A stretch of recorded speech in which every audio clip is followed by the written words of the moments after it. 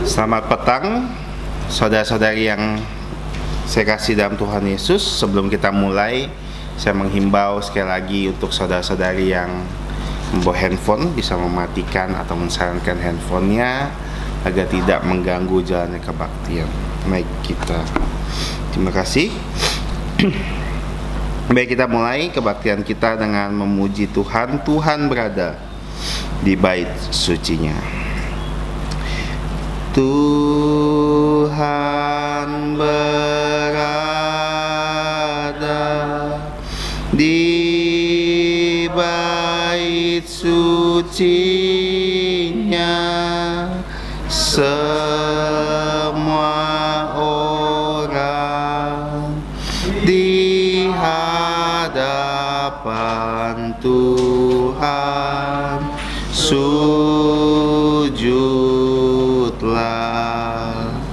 berdiam diri, sembah sujud. Amin.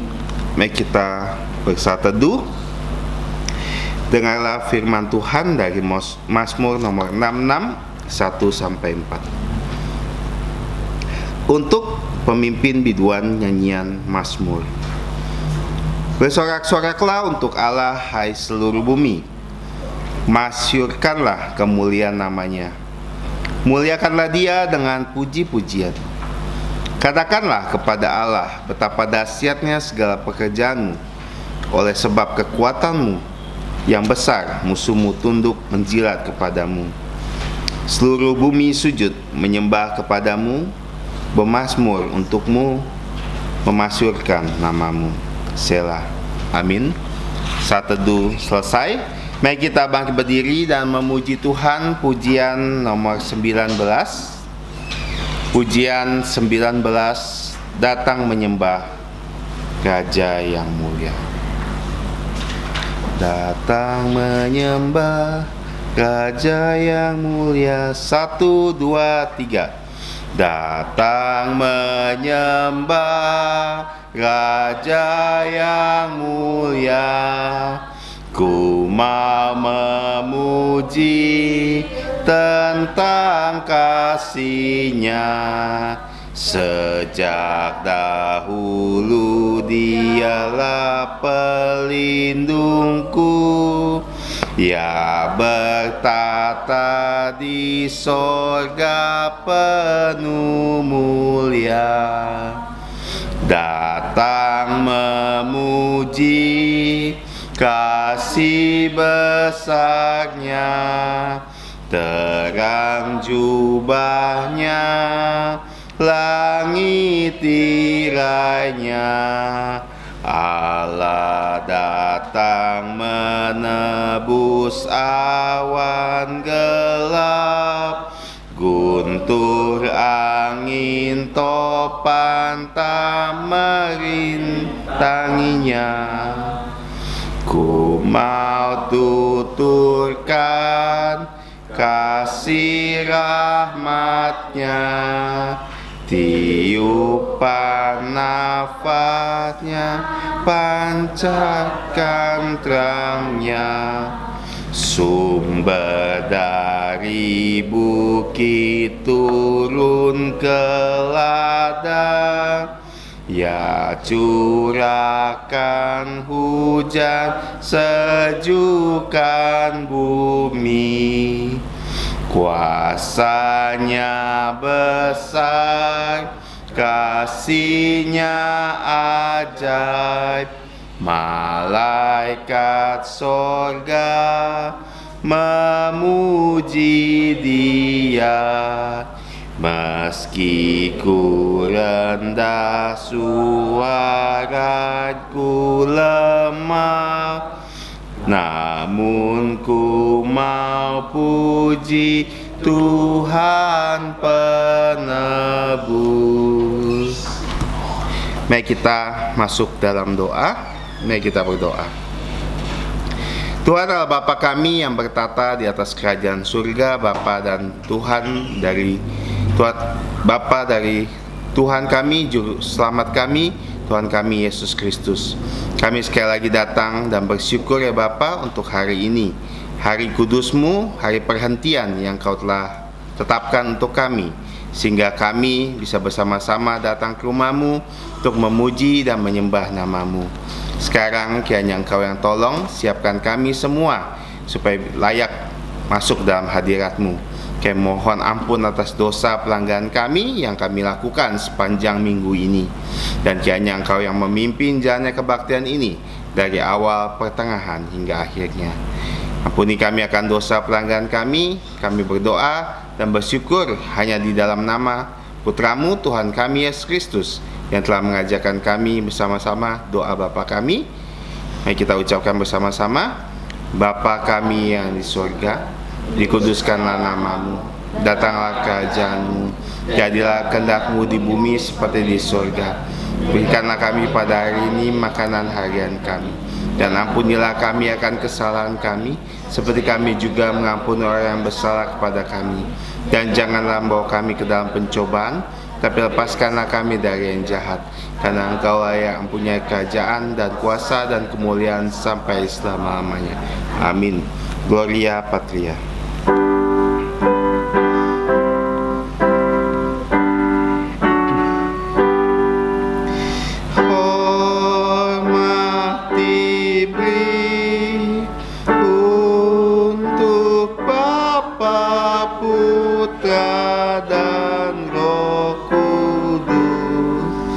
Dari mula sampai sekarang dan seterusnya,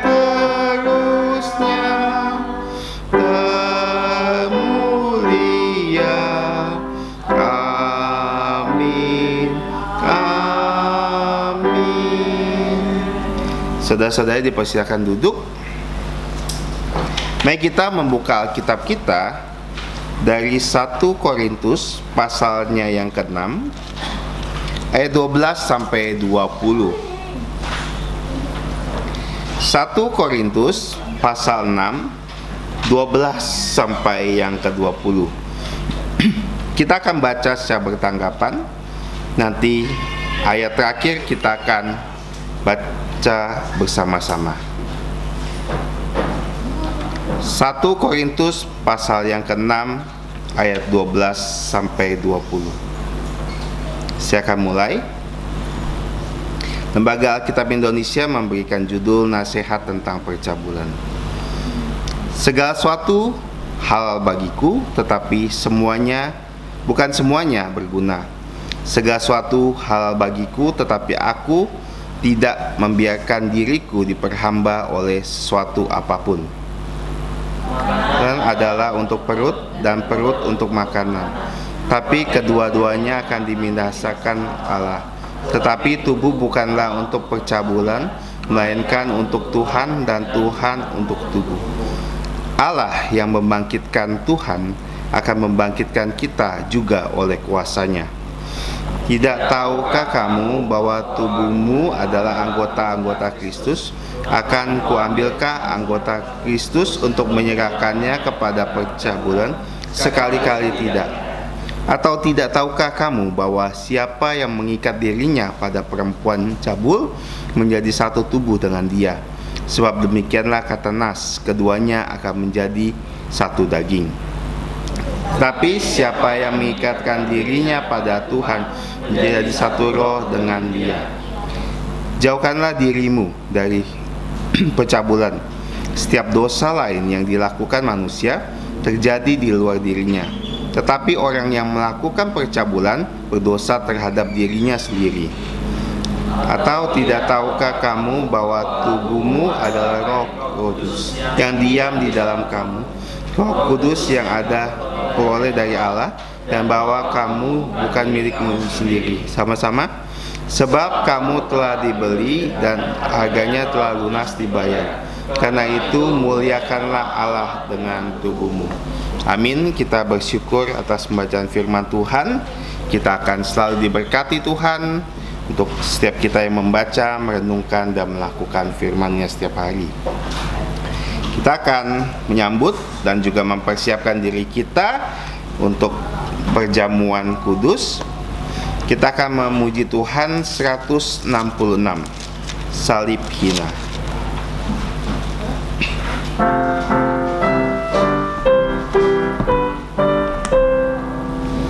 Di bukit Golgota tampaklah salibnya, tanda hina dan derita. Yesus Putra Allah, besarlah kasih-Nya, rela mati untuk manusia. Maka ku tinggikan salibnya sampai ku berjumpa dengan Dia. Ku mau tanggung salib yang hina, kan diganti mahkota mulia. Pada salib itu tergantung Tuhanku, curahkan darah yang kudus. Pada salib itu tumpuan harapku yang menghapus semua dosaku. Maka ku tinggikan salibnya sampai ku berjumpa dengan Dia. Ku mau tanggung salib yang hina, kan diganti mahkota mulia. Pada salib itu ku kan setia selalu menanggungnya sepanjang hidup. Yang akan datang pula bawaku padanya, ke rumahnya yang penuh mulia. Maka ku tinggikan salibnya sampai ku berjumpa dengan Dia. Ku mau tanggung salib yang hina, kan diganti mahkota mulia. Selanjutnya kita akan masuk dalam perjamuan kudus. Perjamuan kudus akan dipimpin oleh Gembala Sidang Pendeta Peter Yoksan, dan kepada hambanya dipersilakan.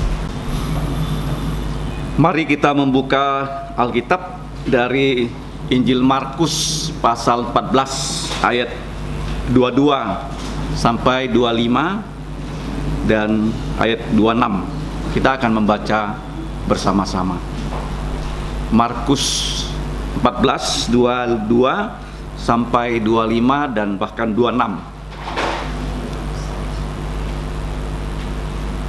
Kita membacanya bersama-sama karena hanya beberapa ayat ya.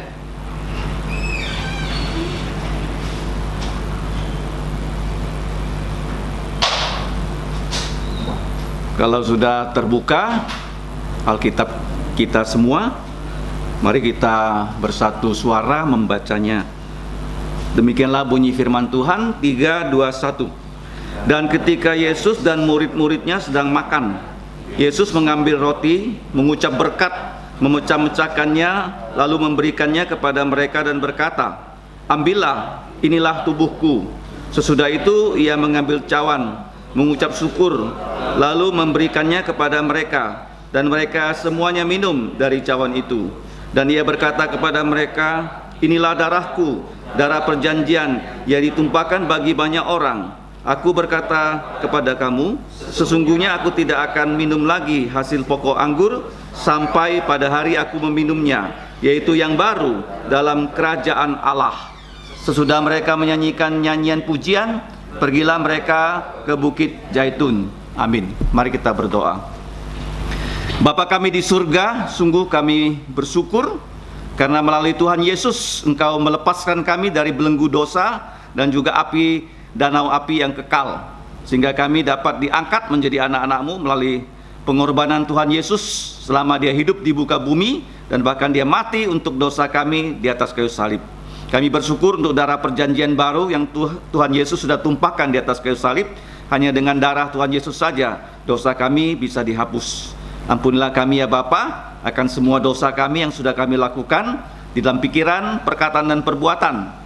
Kiranya kami dapat disucikan dan dilayakkan untuk mengikuti perjamuan Tuhan Yesus pada malam hari ini, supaya berkat rohani-Mu dapat mengalir melalui kehidupan kami. Bukan hanya hidup kami diberkati, tetapi juga orang-orang di sekitar kami diberkati untuk percaya Yesus. Demikianlah doa kami Bapa, dalam nama Yesus kami berterima kasih. Amin.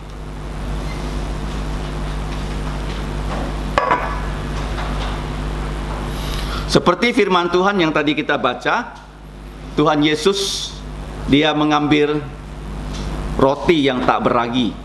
Roti tidak beragi itu melambangkan tubuh Yesus yang tidak ada dosa. Tetapi Ia rela mati untuk dosa-dosa kita, sehingga tubuh ini dipecah-pecahkan untuk penghapusan dosa-dosa kita. Tuhan Yesus mengambil roti dan Dia mengucap syukur ataupun memberkati roti ini, dan Dia memecahkannya dan Dia membagikan kepada murid-Nya. Untuk yang sudah mendapatkan roti, silakan berdiri dan berdoa di tempat masing-masing untuk mengaku dosa dan bersyukur bahwa Yesus sudah mati untuk dosa kita. Kita berdoa dengan senyap di tempat kita masing-masing.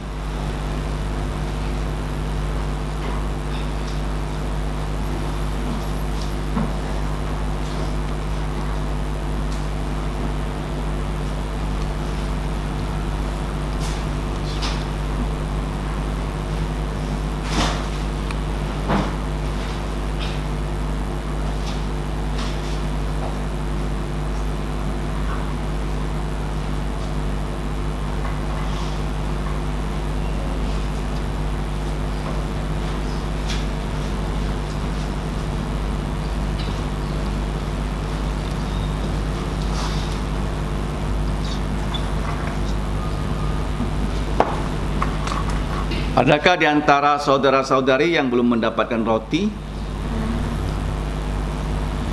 Puji Tuhan, semua sudah mendapatkannya.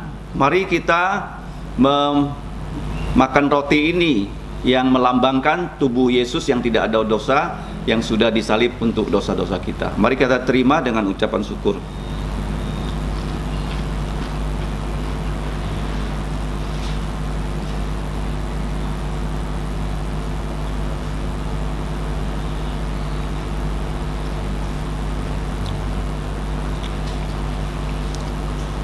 Setelah itu Tuhan Yesus mengambil cawan. Di dalam cawan berisi air anggur yang melambangkan darah Yesus, darah perjanjian baru yang ditumpahkan ataupun yang mengalir di atas bukit Golgota, sehingga dosa kita semua dapat dihapus. Setelah Yesus mengambil cawan, Dia mengucap syukur dan Dia membagikan cawan ini kepada semua murid-Nya.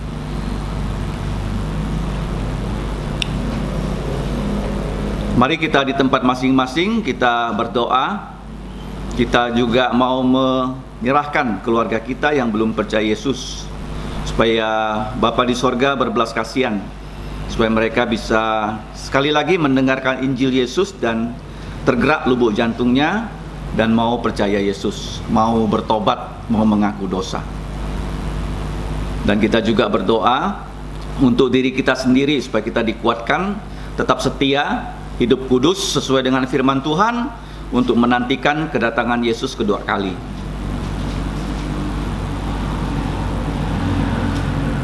Karena ketika Yesus datang kedua kali, Tuhan Yesus sendirilah yang akan memimpin perjamuannya yang kudus untuk seluruh orang percaya.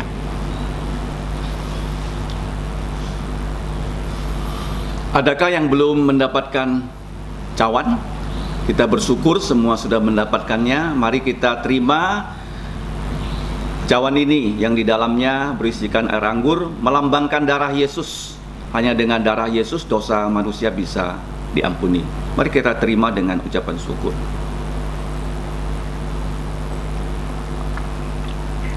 Salibnya,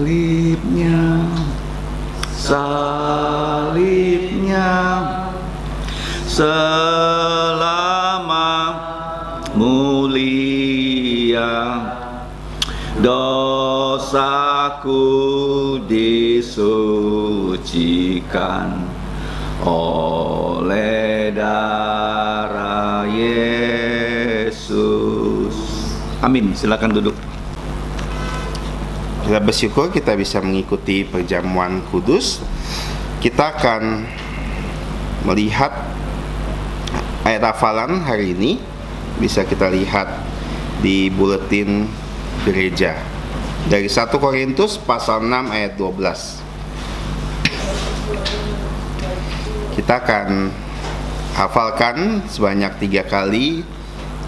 2 kali pertama kita akan baca, dan nanti kali ketiga kita akan hafalkan. 1, 2, 3. 1 Korintus pasal 6 ayat 12. Segala sesuatu hal bagiku, tapi bukan semuanya berguna. Segala sesuatu hal bagiku, tapi aku tidak akan membiarkan diriku diperhamba oleh suatu apapun.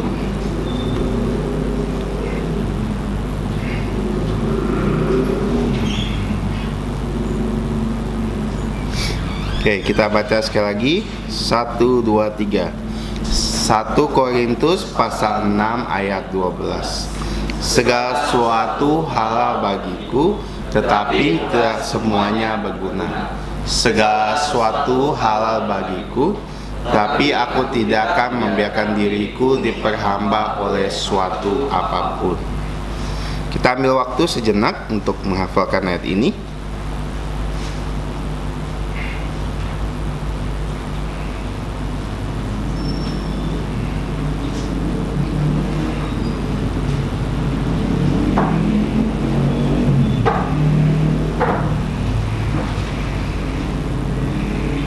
Kita coba hafalkan 1, 2, 3. 1 Korintus pasal 6 ayat 12. Segala sesuatu halal bagiku, tetapi tidak semuanya berguna. Segala sesuatu halal bagiku, tetapi aku tidak akan membiarkan diriku diperhamba oleh suatu apapun. Amin. Kita bersyukur atas ayat hafalan ini. Kita yang seperti diketahui bahwa pelajaran pengetahuan dasar Alkitab sudah dimulai untuk saudara-saudari yang ingin dibaptis dewasa reafirmasi iman pada bulan Desember, bisa mendaftarkan dirinya. Yang kedua, seminar gereja akan diadakan pada akhir bulan ini, yaitu tanggal 26 Oktober jam 3, dan mengundang setiap kita untuk bisa menghadirinya. Dan tema dari seminar ini adalah mengapa gerakan karismatik bukan berasal dari Allah. Kita akan mendapat jawabannya, dan pembicara pada hari itu adalah PI Joshua Yong dari Singapura. Demikian saja warta gereja kita. Mari kita memberikan yang terbaik untuk Tuhan dalam bentuk persembahan. Kita akan memuji Tuhan 336.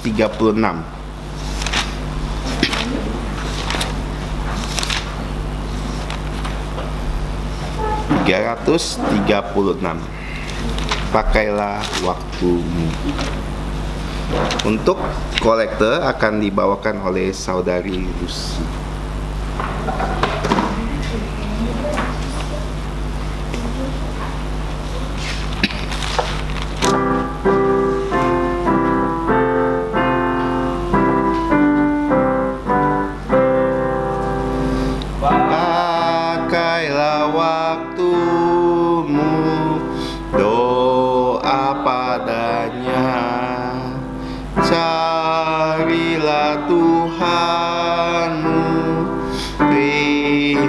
firman-Nya. Kasihi umat-Nya, tolong yang lemah. Jangan kau lupakan doa padanya. Pakailah waktumu dekat padanya untuk bersekutu bersama Tuhan.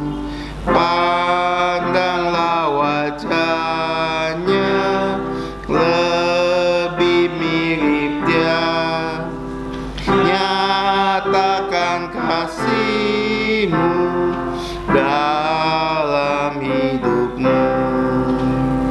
Pakailah waktumu, ikut Tuhanmu. Sepanjang hidupmu, jalan sertanya.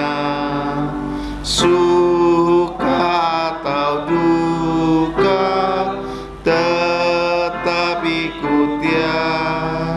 Pandanglah Tuhanmu, sandar padanya. Mari kita bangkit berdiri dan menyanyikan doksologi.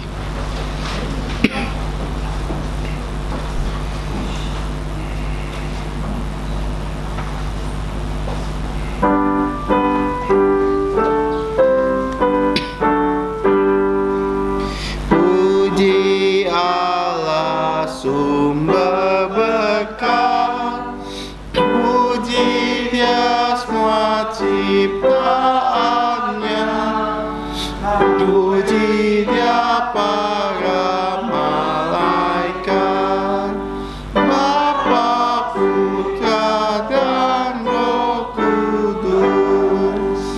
Amin. Sekali lagi kita masuk dalam doa. Allah Bapa kami yang bertata kekal di atas kerajaan surga, Bapa sumber segala berkat di dalam hidup kami sekali lagi datang kepadamu dengan penuh rasa syukur dan terima kasih kami, karena Engkau telah menjaga hidup kami sepanjang minggu ini. Engkau juga telah memberkati kami dengan banyak hal di dalam hidup kami, bukan hanya berkat-berkat jasmani, tapi terutama berkat-berkat rohani. Dan yang terbesar ada keselamatan yang Kau berikan dalam Putramu Tuhan Yesus Kristus. Kami ingin saat ini membawa persembahan kami di hadapan-Mu. Kiranya Engkau yang menerima, Engkau yang memakai sesuai dengan rencana-Mu, dan kiranya Engkau juga memimpin setiap pengurus gereja untuk memakainya dan mempergunakannya sesuai dengan kehendak-Mu. Dan kami mohon sesuai janji firman-Mu, Kau akan memberkati setiap tangan-tangan yang telah memberikannya dengan rela dan sukacita. Dan kiranya Engkau menyertai waktu selanjutnya ke dalam tangan-Mu, sehingga kami semua, baik yang anak-anak maupun yang dewasa, bisa belajar firman-Mu dengan baik. Ampuni kami akan dosa pelanggaran kami alaskan semua ini hanya di dalam nama Putramu Tuhan kami Yesus Kristus. Amin. Anak-anak bisa menuju ruang sekolah minggu. Silakan saudara-saudari bisa duduk kembali.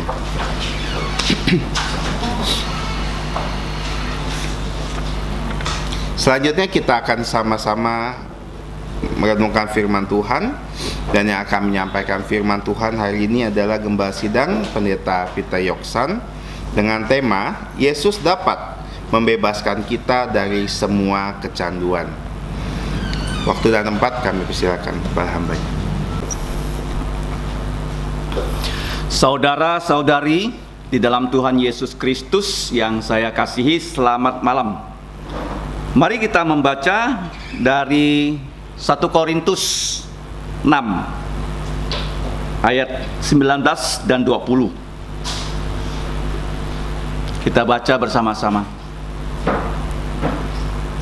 3, 2, 1. Atau tidak tahukah kamu bahwa tubuhmu adalah bait Roh Kudus yang diam di dalam kamu, Roh Kudus yang kamu peroleh dari Allah, dan bahwa kamu bukan milik kamu sendiri, sebab kamu telah dibeli dan harganya telah lunas dibayar. Karena itu muliakanlah Allah dengan tubuhmu. Amin. Mari kita berdoa. Bapa, kembali kami berterima kasih untuk hari Sabat yang sudah berlalu tadi jam 6. Tetapi kami melanjutkan dengan kebaktian matahari terbenam, sehingga kami dapat menjadi saluran berkat-Mu untuk banyak orang, untuk mereka yang belum percaya Yesus, supaya mereka bisa percaya Yesus.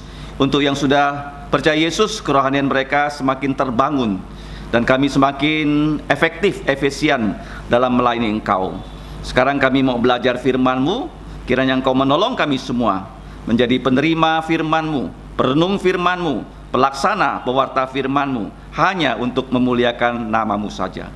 Kami sadar kami orang berdosa yang terbatas. Belas kasihan-Mu kami mintakan, ampuni dosa kami dengan darah Yesus, hapus pelanggaran kami, Roh-Mu menaungi kami, supaya kami dapat mengerti firman-Mu. Demikianlah doa kami dalam nama Yesus. Amin. Nah, sudah sering kita dengar ya, di kota Korintus, di masyarakatnya sendiri banyak problem sosial. Tetapi dianggap itu bukan problem sosial. Nanti dapat kita lihat kenapa begitu ya. Di gerejanya juga banyak problem perpecahan, grup-grupan, kemudian perselisihan. Sudah kita pelajari minggu yang lalu bahwa perselisihannya itu untuk hal-hal yang sepele, hal-hal yang menyangkut hidup sehari-hari. Contohnya kalau kita makan, siapa yang duluan mendapat giliran makan, itu jadi problem. Karena di gereja Korintus mereka saling bersaing. Bahkan perjamuan kudus yang harusnya itu membuat mereka diberkati, tapi malah membuat mereka mengalami lemah, sakit, mati loh. Ya, banyak orang berkat dijadikan kutuk.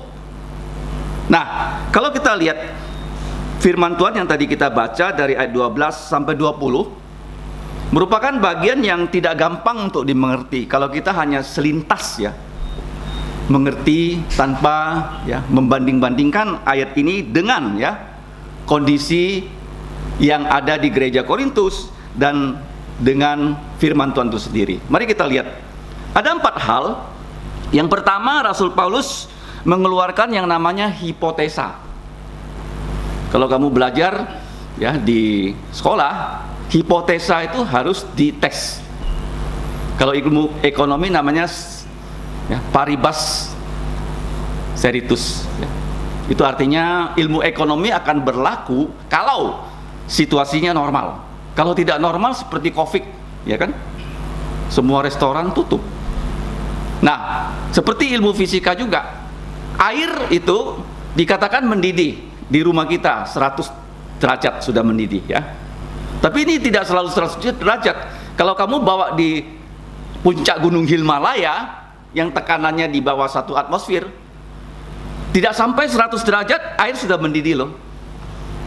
Nah, sekarang bagaimana mendidihkan air di atas 100 derajat? Itu yang saya lakukan waktu bekerja di pabrik pulp. Karena kayu harus dimasak, temperaturnya nggak bisa termasak kalau hanya 100 derajat. Jadi kayu itu ya dicacah, dimasukkan ke dalam tabung, diberi tekanan, pressure, ya, pressure cooker kan. Kenapa pressure cooker itu lebih efektif daripada cooker biasa? Karena tekanannya di atas 1 bar. Kita buat 2 bar, 3 bar, sehingga air itu hanya bisa mendidih 170 derajat. Nah, ayat 12 itu sebenarnya hipotesa loh. Bukan ajaran dari firman Tuhan, segala sesuatu itu ya halal bagiku. Bahasa halal itu dipakai penerjemah Alkitab. Sebenarnya segala sesuatu itu menurut undang-undang lawful ya. Menurut undang-undang boleh untukku. Tetapi ada tesnya, tetapi tidak semuanya berguna. Segala sesuatu menurut undang-undang itu boleh untuk aku, tetapi aku tidak membiarkan diriku diperbudak oleh suatu apapun. Ini adalah kebebasan yang disalahgunakan oleh gereja Korintus. Kata kebebasan selalu harus diikuti dengan tanggung jawab. Hanya manusia dan malaikat diberi kebebasan. Makanya karena kebebasan itu, free will itu, Adam dan Hawa memilih mengikuti iblis sehingga manusia jatuh dalam dosa. Allah menciptakan kita bukan untuk mati loh. Allah menciptakan kita untuk hidup selama-lamanya bersama-sama dengan Dia. Nah, segala sesuatu sesuai dengan undang-undang boleh bagiku, tapi ceknya apa? Apakah semuanya berguna? Segala sesuatu menurut undang-undang boleh untuk aku, tetapi apakah aku membiarkan diriku diperbudak oleh suatu apapun? Nah, ada tesnya di situ. Kalimat berikutnya, makanan adalah untuk perut dan perut untuk makanan. Ini yang kedua ya, hipotesa itu dites. Betul nggak kalimat ini? Betul? Hidup untuk makan atau makan untuk hidup? Sama nih. Makan untuk hidup atau hidup untuk makan? Sama nih, kan? Ini kata-kata yang kita ubah ya. Makanan adalah untuk perut, perut untuk makanan. Sama itu, hidup untuk makan, makan untuk hidup. Artinya di sini makanan Tuhan ciptakan untuk perut.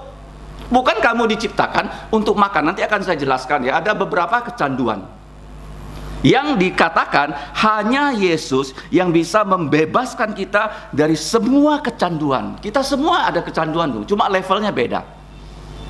Level saya dengan level kamu di bidang itu mungkin beda. Ya, ada orang candu game kan, levelnya udah level 5. Nah, saya nggak pernah main game, jadi level saya 0. Ngerti? Nah, kita lihat di sini, premisnya itu memang dites. Ternyata bukan ya perut untuk makanan, ya. Kalau perut untuk makanan, semua makanan kamu masukkan meletus tuh perutnya. Ya. Kamu kalau lihat ya, adalah makanan. Kita makan supaya perut itu tidak sakit mah dan seterusnya. Ya, makanya ayat-ayat ini ya, kalau tidak diteliti dengan seksama, kita bisa salah mengerti ya bagian firman Tuhan ini.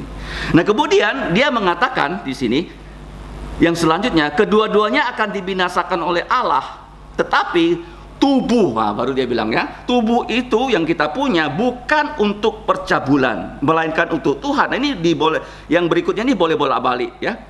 Tubuh untuk Tuhan dan Tuhan untuk tubuh. Ya, ini boleh bolak-balik ya. Tadi nggak boleh bolak-balik ya. Makanan untuk tubuh, untuk perut, perut untuk makan, itu nggak boleh dibolak-balik. Harus betul ya. Yaitu makan supaya perutnya ya sehat dan seterusnya. Tidak boleh apa? Perut untuk makan. Ya, hidup untuk makan itu salah. Nah, di sini boleh bolak-balik, yaitu tubuh kita untuk Tuhan dan Tuhan untuk tubuh. Kenapa? Tubuh kita untuk Tuhan, tubuh kamu itu nggak ada harganya loh. Tetapi karena dibeli dengan darah Yesus, sebab kamu telah dibeli dengan harga lunas, baru kamu ya bisa dipakai oleh Tuhan. Temanya besarnya adalah karena itu muliakanlah Allah dengan tubuhmu. Tubuh yang sehat dengan roh yang sehat baru bisa memuliakan Allah. Inti Alkitab ini memuliakan Allah. Apapun kamu makan, apakah kamu kerjakan, kamu berdiri, duduk, semuanya untuk memuliakan Allah. Apa itu memuliakan Allah? Kamu selalu melakukan apa yang Tuhan kehendaki. Nah, contohnya, segala sesuatu menurut hukum boleh untuk aku. Tetapi apakah itu berguna, apakah itu mendatangkan yang namanya kecanduan? Contohnya, kamu pergi ke toko sebelah, Jingmat. Menurut undang-undang, umur kamu, Andi umur berapa? 19. Belum boleh beli rokok. 21 tahun. Ya kan? Nah, Michael 29, boleh beli rokok. Menurut hukum boleh. Ya kan? Nah, kalau di Malaysia kan, orang umur 21 boleh beli alkohol. Tetapi alkohol nggak boleh dibeli oleh orang Muslim. Ya, undang-undangnya begitu. Ya, Paulus mengatakan di luar gereja banyak peraturan itu boleh. Tapi kamu sebagai orang Kristen, kamu punya namanya pedoman Alkitab untuk memeriksa. Boleh nggak yang menurut dunia? Apakah boleh menurut Alkitab? Cek yang pertama, apakah itu berguna? Berguna di sini ya, untuk bagaimana? iman kamu naik kelas. Yang kedua, kalau boleh, buat kamu kecanduan nggak? Nah, ini masalah boleh itu adalah namanya hobi ya. Nah, hobi itu setiap orang tuh harusnya punya hobi ya. Setiap orang boleh. Tetapi ada kriterianya yang saya namakan dengan 5I ya. Hobi tidak boleh merusak jasmani. Hobi tidak boleh merusak rohani. Hobi tidak boleh merusak edukasi. Hobi tidak boleh merusak family. Kemudian hobi tidak boleh merusak yang namanya relasi. Ya, ada orang punya hobi, hobinya merusak apa? Family. Ini terjadi di Indonesia. Istri pertama dari Soekarno itu adalah istrinya orang. Soekarno kos di Bandung, di rumahnya dia. Kemudian suaminya punya hobi main biliar. Dan akhirnya apa? Istrinya diambil Soekarno. Itulah perintis kemerdekaan kita loh. Ya kan? Hobi tidak boleh merusak jasmani. Ya kan? Bebas kan? Sekarang kita kan bebas. Asal kamu punya yang namanya Google account, semua game boleh kamu download kan? Betul nggak? Tapi kalau kamu main game, nah itu. Ya, ada orang mengatakan dokter boleh main game ya supaya tangannya aktif, tapi harus dibatasi. Karena nanti saya akan jelaskan, kecanduan-kecanduan itu bisa membuat kita tidak efektif, tidak efisien hidup sebagai manusia. Itu yang menjadi masalah. Nah, kalau kita lihat di sini, tubuh untuk Tuhan dan Tuhan untuk tubuh. Tubuh untuk Allah Bapa dan Allah Bapa untuk tubuh. Ya, kemudian tubuh untuk Kristus, Kristus untuk tubuh, ya, tubuh untuk Roh Kudus untuk tubuh. Jadi hanya orang Kristen di mana dikatakan bahwa tubuh kita itu adalah bait Roh Kudus. Ayat 19. Bait itu bahasa Indonesia lama ya. Bait itu artinya rumah, tempat tinggalnya Roh Kudus. Jadi Roh Kudus itu bukan hanya tinggal dalam diri kita loh. Kalau Roh Kudus tinggal, Yesus di mana? Oh, Yesus di surga. Enggak. Bapa, Putra, Roh Kudus tinggal dalam diri kita loh. Karena mereka satu. Ya, bukan hanya Roh Kudus, Kristus. Makanya kita ya dengan kuasa Roh Kudus kita bisa menjadi, di sini dikatakan nanti ya, kita bisa dengan tubuh kita ya menjadi bait Roh Kudus, dengan tubuh kita menjadi anggota Kristus. Kamu baca di sini ya, anggota tubuh Kristus. Jadi kalau di gereja ada yang grup-grupan, pelayanan gak efektif. Di gereja ada perselisihan, pelayanan gak efektif. Dan sekarang apa yang masuk dalam gereja? Yaitu yang namanya pelacuran. Di sini memang disebut pornografi. Nah, sekarang pornografi itu sangat merajalela dan menjadi penyakit masyarakat. Kalau kamu baca koran, kenapa di pesantren tiba-tiba guru ngajinya ketok pintu, terus murid-murid wanitanya diperkosa, ya ditangani polisi. Di koran kamu baca, kok bisa ya orang yang bergelut dengan agama otaknya kotor. Tiba-tiba ada kakek katanya menodai cucunya. Karena apa? Zaman dulu pornografi itu hanya dalam bentuk yang harus orang cari baru dapat ya, majalahnya, gambarnya, kartunya kan, filmnya dicari. Kalau sekarang udah merajalela di semua sosial media. Apalagi yang katanya tak ada sensor. Apa itu? Sosial media yang tak ada sensor, yang ditangkap pembuatnya. Semua boleh kirim lewat sosial media itu. Telegram. Ya. Jadi manusia sekarang rusak ya oleh itu. Nanti kita akan bahas juga. Korintus juga begitu. Di luar kan ada ajaran kalau pelacur itu digauli, oh malah hidup kamu sukses. Jadi kemungkinan besar itu orang yang percaya Yesus, mereka adalah masyarakat Korintus yang memang ya sudah biasa seperti itu. Karena masih ingat gak istilah korintozomai? Masih ingat? Artinya kalau kamu ke Korintus, kamu bisa mengumbar semua hawa nafsu. Dan dikatakan itu digabungkan dengan agama. Itu yang paling ngeri loh. Kalau percabulan digabungkan dengan agama, waduh, rusak masyarakat. Seperti orang Israel. Ya, orang Israel itu tidak bisa dirusak dengan kutukan. Tidak ada orang bisa ngutuk orang Israel loh. Tetapi ya, nabi palsu Bileam berkata, kamu kirim wanita cabul, wanita cantik ke tengah orang Israel, laki-lakinya kalau ya berjinah dengan kamu, bercabul dengan kamu, pasti Tuhan yang mematikan mereka. Itu yang terjadi waktu Musa masih di atas gunung, dan di bawah mereka itu pesta pora menyembah yang namanya lembu emas. Itu bukan hanya nyembah saja loh, mereka itu apa? Tak punya pakaian dan sebagainya. Ya, seperti kalau kamu baca koran sekarang yang lagi heboh di Amerika tuh kasusnya P. Diddy. Baca ya, kasusnya apa? Nah, P. Diddy digerebek polisi, ditemukan wah banyak barang-barang yang nggak senonoh. Nah, kalau kita lihat ya, korintozomai itu pernah saya jelaskan, di Korintus ada kuil.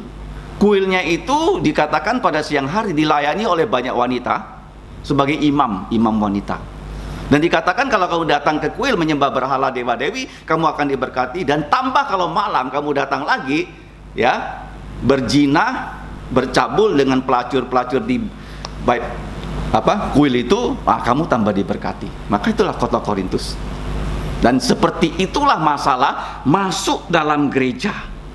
Dan Paulus mengatakan kalau percabulan, pelacuran itu membuat orang itu satu daging. Nah, sekarang kecanduan namanya kecanduan seks. Ya, kecanduan apa? Seks. Itu membuat satu, manusia seperti binatang. Seperti apa? Binatang. Seks itu Tuhan ciptakan untuk apa sih? Boleh nggak seks? Harus namanya pernikahan kudus.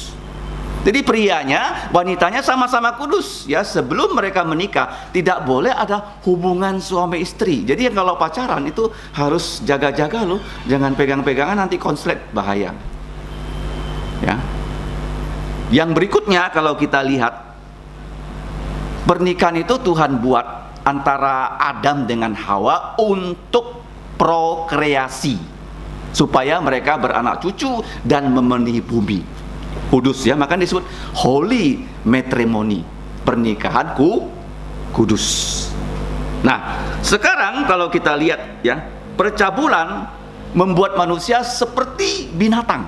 Ya, binatang itu kamu lihat kan, kalau ayam kawin dengan induknya, ayam kawin dengan tetangganya, nggak ada masalah. Yang kedua, menjadi perbudakan manusia, dijadikan objek.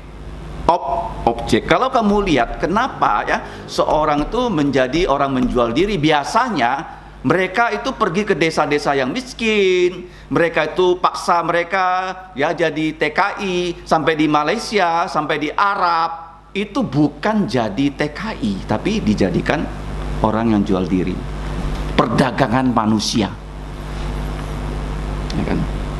Terus berikutnya, kalau orang yang terlibat ya bukan hanya wanita dan laki-laki, itu jiwanya rusak. Jiwanya apa?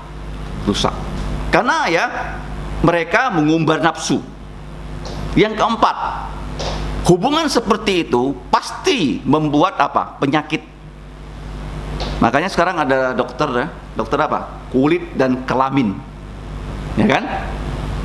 Nah, itu mengobati penyakit-penyakit menular seksual.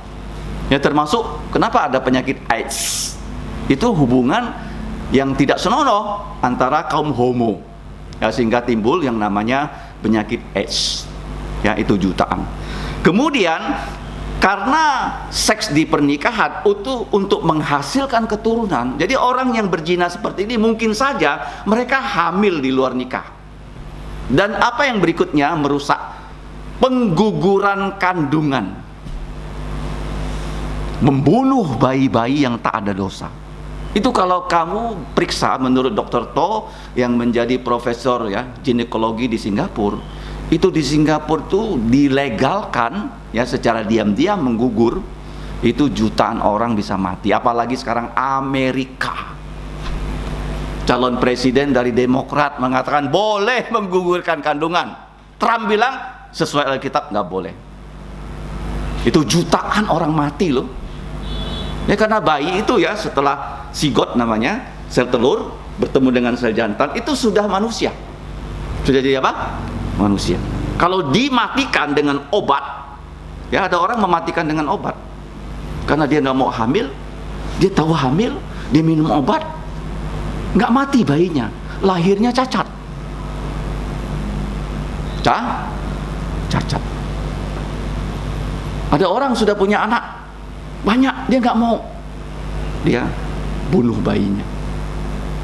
Itu yang terjadi ya, bahaya dari kecanduan seksual. Kecanduan berikutnya makan ya kan. Kecanduan makan apa akibatnya? Dia nggak baik. Obesitas.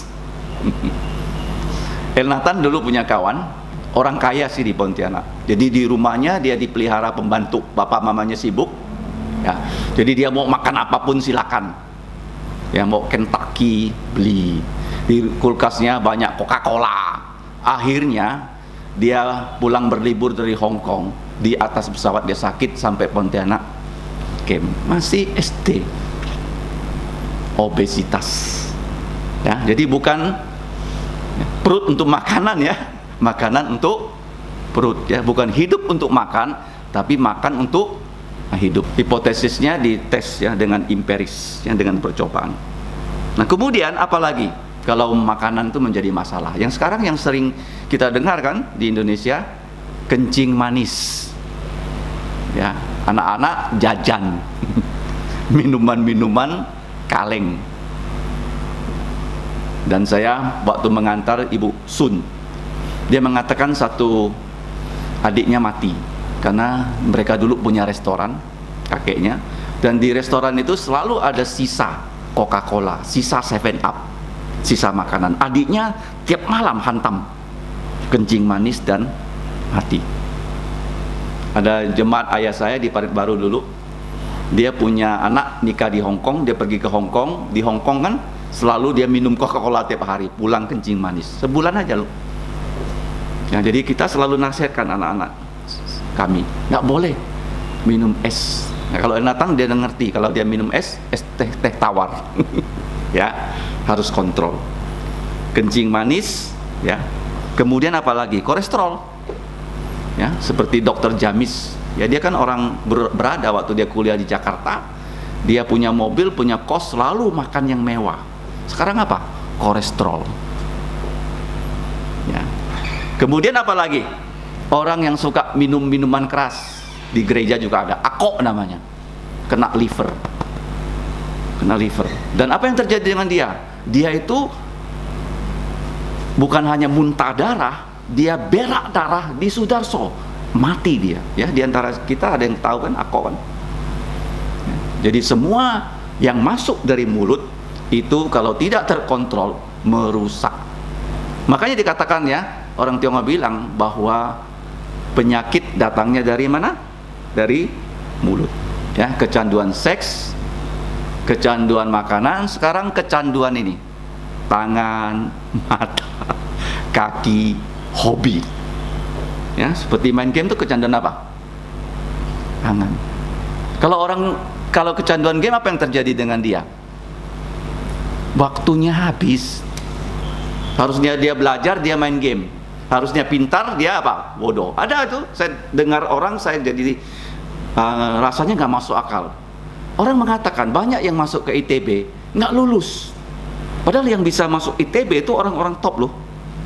Kenapa? Karena mereka main game. Sekarang game sangat menarik kan ya. Game itu komputernya berapa juta? Paling mahal kan? Ada yang 60 juta, ada yang 100 juta. Sekarang ada komputer yang paling canggih itu pendinginannya bukan kipas, tapi apa? Liquid. Nah, itulah. Saya kenal satu orang, saya tidak sebut namanya, hobinya game. Dia game, anaknya kasih game, semua kasih game. Harusnya kalau dia nggak main game, dia tuh lebih sukses daripada hidupnya. Kecanduan bisa game, kecanduan mata apa tuh? Film Korea. Ya kan? Andi yang ngangguk-ngangguk. Ya, siapa yang nanti kecanduan, nanti kita lihat bagaimana menyelesaikannya ya. Apalagi ya, tidak belajar, tidak lulus, tidak sukses. Nah, semuanya itu seperti judul khotbah ini apa? Hanya Yesus yang dapat membebaskan kita dari semua kecanduan itu. Ingat ya, kalau kamu sudah percaya Yesus, kamu harus meninggalkan semua itu. Meninggalkan ya, supaya hidup kamu efektif dan efisien untuk memuliakan tubuh. Nah, Tuhan, tubuhmu dan rohmu. Ya, kalau kita lihat di sini, siapa saja yang pernah dibebaskan dari belenggu dosa? Ya, kalau Yesus menyelamatkan kita, pasti belenggu-belenggu ini dia lepaskan loh. Nggak mungkin ya kita masih kecanduan seks, kecanduan makanan, terus kecanduan sesuatu, dan kita mengatakan, saya ini murid Yesus yang oke-oke loh. Seperti gereja Korintus tuh, Paulus bilang, tidak. Barang siapa merusak tubuh sendiri ya, Tuhan akan hukum dia. Hukumannya apa? Death. Lemah, sakit, mati. Nah, orang mati bisa buat dosa nggak? Rohnya masuk surga, tubuhnya sudah. Ya, saya sudah katakan kan, kalau orang yang di Israel kan dinasihati nggak mau dengar-dengar, orang tuanya bawa dia ke pintu gerbang, kemudian diadili, betul kasusnya. Ya, semua orang ambil batu, lempari dia mati, supaya dia nggak merusak. Ya, makanya kamu lihat di Jakarta kan, orang tawuran, bunuh-bunuhan kan, itu artinya hukumnya nggak dijalankan ya oleh pemerintah. Ya, coba hukum dijalankan dengan benar, hal itu bisa dikurangi. Nah, kalau kita lihat yang kecanduan homoseksual, kalau percaya Yesus, saya dengar beberapa kesaksian, mereka sungguh-sungguh bertobat, meninggalkan dosa homoseksual. Ya, di Amerika bahkan ada seorang yang meninggalkan ya kecanduan homoseksualnya, sekarang dia menjadi dosen di sekolah teologi dengan gelar doktor. Ada kesaksiannya. Saya dengar kesaksiannya waktu saya berada di Swiss, ya, dari screen gereja Reform. Bisa, ya. Kalau kamu dengar khotbahnya John MacArthur, juga ada di gerejanya yang homo bertobat, meninggalkan dosa. Di Jakarta juga ada, ya, mantan bencong, ya, dia bertobat. Jadi dibebaskan ya dari kecanduan. Kemudian kalau kita lihat, ada nggak orang yang kecanduan judi? Dibebaskan ya. Sudah disaksikan dengan kesaksian Dr. Johnson kan? Apa namanya? Gombe kan? Jadi sebelum dia percaya Yesus, dia kecanduan judi. Jadi waktu dia sudah percaya Yesus, dia pulang rumah, dia minta pisau dengan istrinya. Pisau itu istrinya pikir mau dia potong apel, kasih pisau kecil. Dia bilang bukan. Itu apa? Toma, pisau besar untuk potong tulang. Diambil, dia potong tangannya. Jadi kalau orang ke gereja salaman dengan apek gombe, nggak ada tangan.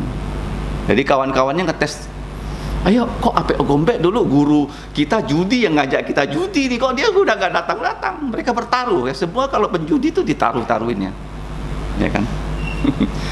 Terus siapa yang bisa bawa dia kembali? Kami traktir kamu. Jadi ada muridnya tuh yakin dia bisa ajak apek gombe, pergi ke rumah apek gombe, mau ajak dia, apek gombe bilang, sorry ya, apek gombenya udah mati. Hah? Udah mati? Ini kan apek gombe? Iya, ini apek gombe yang baru. Terus diajak berjudi, ayo Pek, aku traktir kau lah nanti ya, kita judi dulu. Apek bilang, aku udah bisa judi lagi. Dikeluarin tangannya, nggak bisa main kartu lagi. Jadi kecanduan seks bisa selesai nggak? Siapa yang selesaikan? Yesus. Kecanduan judi bisa, percaya Yesus. Yang ketiga, cinta uang. Di Alkitab contohnya siapa? Dia selalu apa?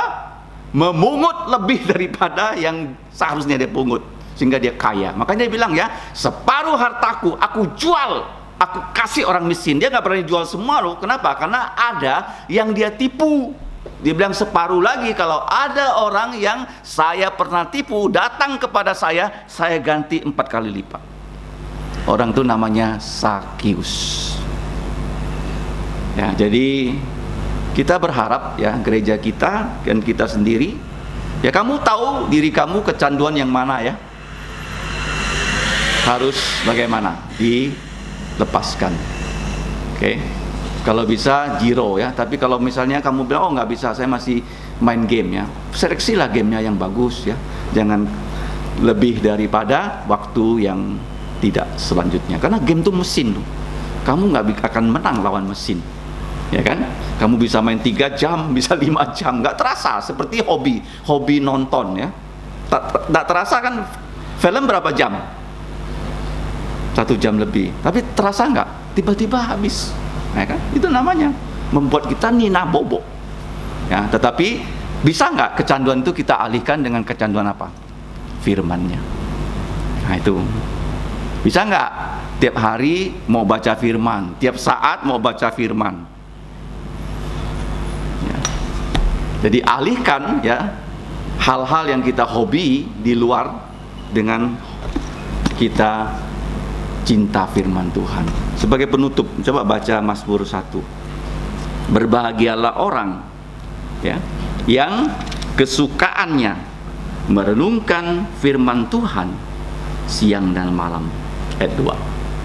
Ya, berbahagialah orang yang tidak berjalan menurut nasihat orang fasik sehingga kecanduan, yang tidak berdiri di jalan orang berdosa, dan yang tidak duduk dalam kumpulan pencomong. Tetapi kita alihkan ya passion kita, energi kita untuk suka kepada firman Tuhan dan merenungkannya siang dan malam.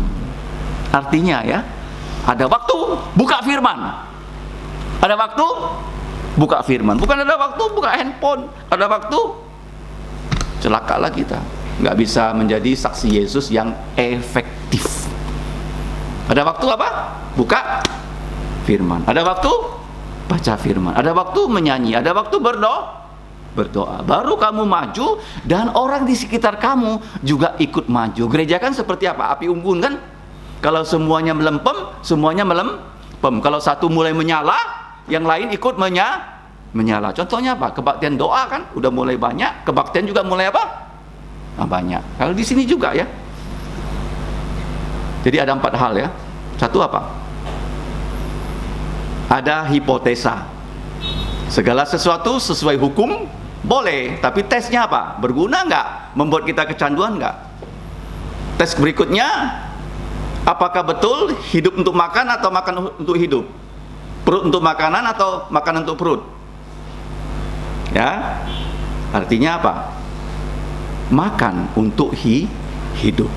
Ya, apapun yang kamu makan bisa nggak memuliakan Tuhan. Kemudian tubuh yang boleh kita bolak-balik adalah tubuh untuk Tuhan karena dibeli dengan darah Yesus. Tuhan untuk tubuh. Ya, Kristus, tubuh untuk Kristus. Ya, karena kita ini anggota tubuh Kristus yang melayani. Dan Kristus untuk tubuh. Tubuh kita ini dijaga Kristus. Kemudian Roh Kudus ya. Tubuh untuk Roh Kudus untuk tubuh. Ada 3 kecanduan kan yang saya kasih contoh. Satu apa? Kecanduan seksual. Yang kedua, kecanduan makan.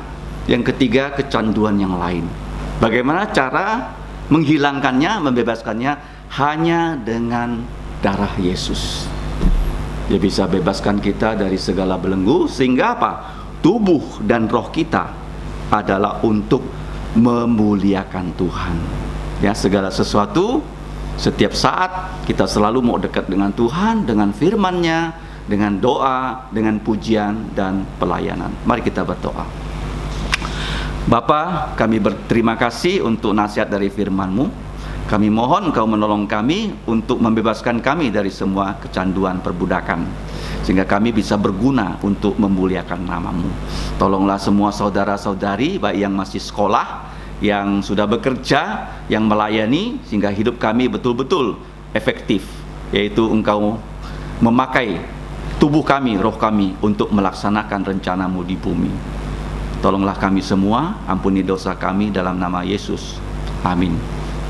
Silakan berdiri, pujian terakhir 228. Nyi Pat, ia melindungi jiwaku. 228.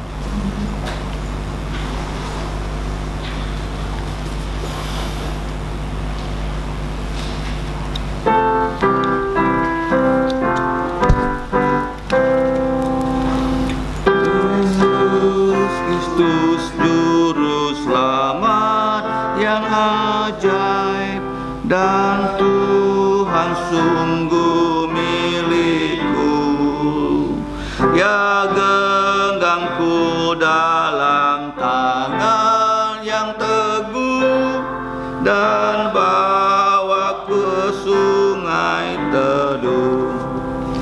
Ya menggenggamku dalam tangan teguh, ku rasa aman dan tentram. Dengan kasih-Nya segarkan jiwaku, Ya bimbingku sepanjang hidup, Ya bimbingku sepanjang hidup. Yesus Kristus Juru Selamat yang injak, Ya menanggung semua bebanku, Ya menopang sehingga ku tak goyah, dan berikanku kekuatannya. Ya menggenggamku dalam tangan teguh, ku rasa aman dan tentram. Dengan kasih-Nya segarkan jiwaku, Ya bimbingku sepanjang hidup, Ya bimbingku sepanjang hidup. Anugerah-Nya diberikan setiap saat, Roh-Nya penuhi jantungku. Bila aku diangkat-Nya, ku puji Dia, mulia bagi penebusku. Ya menggenggamku dalam tangan teguh, ku rasa aman dan tentram. Dengan kasih-Nya segarkan jiwaku, Ya bimbingku sepanjang hidup, Ya bimbingku sepanjang hidup. Kita tetap berdiri, mari kita bersatu menerima berkat dari Tuhan. Dan untuk Dia yang berkuasa menjaga kamu tanpa terjatuh, dan menempatkan kamu tanpa celah di hadapan kemuliaan-Nya dengan sukacita besar, untuk satu-satunya Allah yang bijaksana. Juru selamat kita adalah kemuliaan, keagungan, kekuasaan, kekuatan dari sekarang sampai selama-lamanya. Amin. Amin. Amin. Amin.